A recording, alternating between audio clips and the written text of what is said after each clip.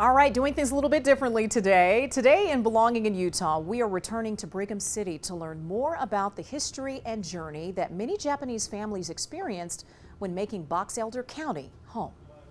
I'm going to start with my grandparents, Masuji and Sumi Nishitani. They were from Hiroshima, Japan. They were married in 1904, and in 1906, my grandfather decided to come to the United States. There were dozens upon dozens of Japanese men with families who did the same. Because Japan at that time, the economy was very bad. There was just no way to make money to live.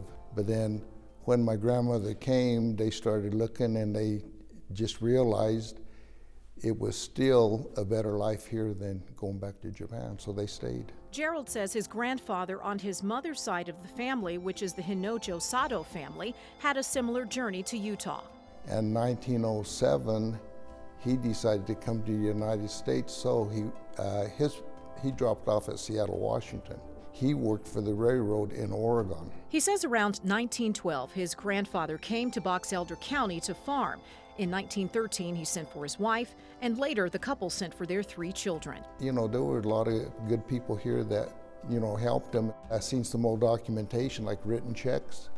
I knew my grandfather didn't know how to write, so somebody wrote a check for him. Gerald Nisogi collected all of the information he could find from relatives near and far. And then we have a storyline for the Nisei, okay? My grandparents would be the Issei, first generation. My parents would be the Nisei.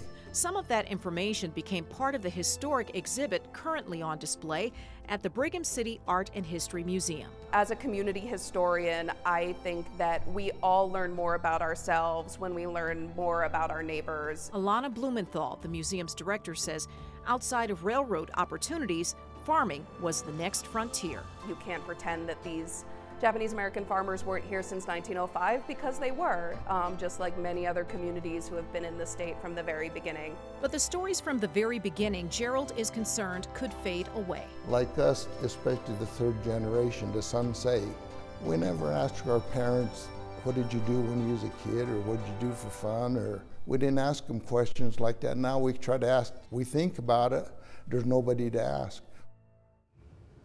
Well, just a reminder, the exhibit featuring Japanese history in Box Elder County will be up until June 21st.